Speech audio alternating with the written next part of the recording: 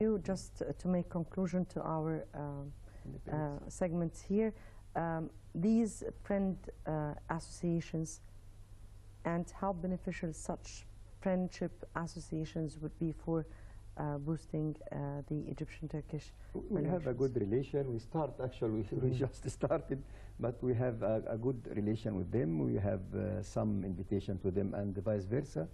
And about the technology, if you don't mind, I like to return back the technology, because you asked me about the beneficial.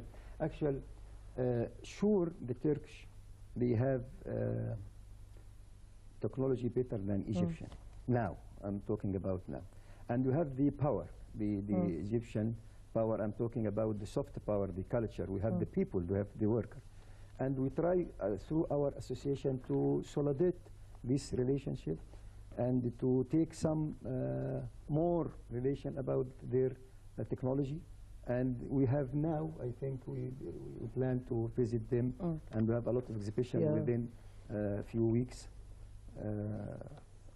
In the energy, in the food, we have a trade mission from the Chamber of Commerce Association. We send already some people there for exhibitions, and really they invited us.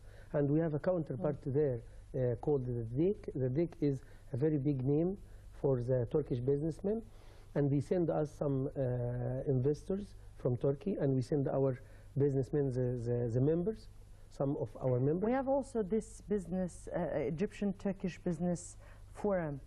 I guess we've heard, they have heard, or Turkey has held already 3 or 4 forums up till now. Yes. How beneficial or what benefits did we get from such forums?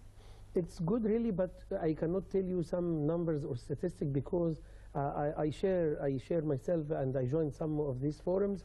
But you know, our delegation we have B2B meetings with the Turkish side, but they didn't give me the numbers of work they do. But I believe, and I'm sure about that, I can confirm that they have good business for their factories here, and but I cannot tell you exactly the figures.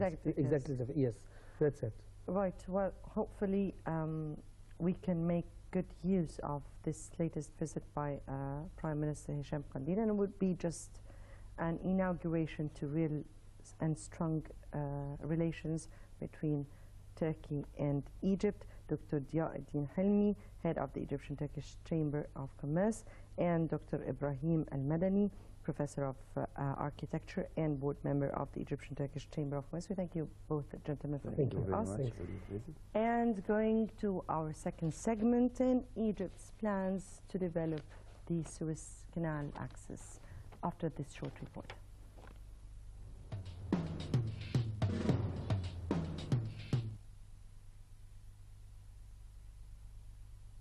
Members of the Popular Front for the Suez Canal access gathered outside the press syndicate to protest the law submitted to the Shura Council by the government for developing the Suez Canal region. Front members protested alongside Suez families.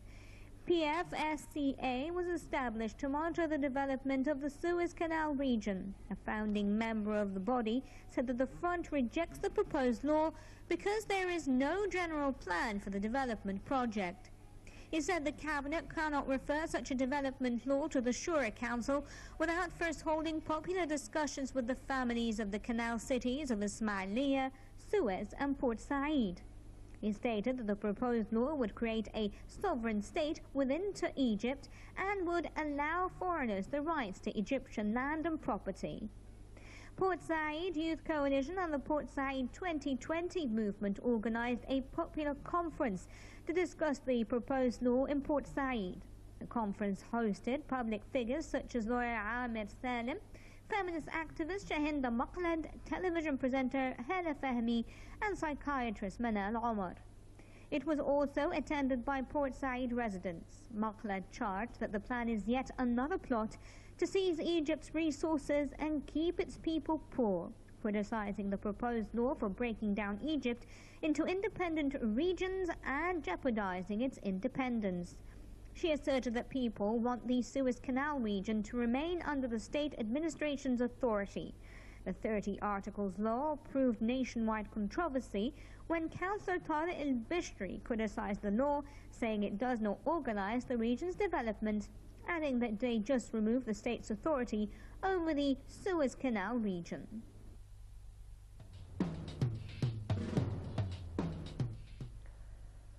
Right, welcome back. And today Prime Minister Hisham Khalil was speaking about developing the Canal Suez axis, and he was actually inaugurating this first conference on this aspect. We are going to speak and try to discuss the such developmental projects. We have with us for discussion Dr. Mostafa Ibrahim, member of the American Chamber of Commerce. We thank you very much for Thank you for having me. Thank you. And let me start with the words of Prime Minister Hisham Khalil today about developing the Canal Suez axis. And we're speaking here about, of course, this whole area. I mean, we're speaking here about the Suez Canal, where Suez City, Ismailia, Port Said, and all this area. Please. Yes, this is, as we have mentioned before in different interviews, that is a very old project. Yes.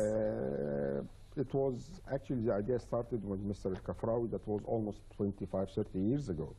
And it was shelved for the last 30 years. It wasn't actually has anything to do with the Muslim Brotherhood. Even they themselves admit that. The idea is to use the whole area to generate more income for Egypt. To take you just to know what is the potential there. Our canal is 193 kilometers. We generate $5.5 billion a year. If you take the Panama Canal, it's 21 to 23 kilometers, generate 51 billion. So the idea is that we have a great opportunity. We have missed the chances for many, many years. So it's about time to start thinking seriously about the idea of using and utilizing and get the best out of this asset, our asset. I mean, here you're speaking about how to get the best of or to benefit. The benefit and get the best out of it. You benefit, but sometimes you can increase the revenue from 5.5 to 10 billion, for argument's sake. But that's, you increase the profit. But whether you get the best out of it, that gets the full potential. We need to get the full potential over a mini period of, it could be like, because of this project has a lot of people, a lot of discussions, and you don't know whether it's serious matters or it's wishful thinking or daydreaming. I don't know, actually not me only, because we have been discussing that for many, many years now. And even the Muslim Brotherhood themselves talked about this project in they give us different figures for the last 3-4 months. We are getting a lot of different figures about investment, revenue, and so on. Right, but what it seemed today that the Prime Minister is taking this issue very serious this time, and it seems like he is very much interested in it himself. And he is involved personally along with other prominent figures in the Muslim Brotherhood. So it seems like they're taking it a little bit serious this time. Let me ask you about discussion that went on through this issue of developing the Suez Canal axis. There have been many arguments because of such projects. How do you view the arguments that went on? Look, the arguments, first of all, we have to clarify a few points. Any investment is most welcome at this stage in Egypt, at any time.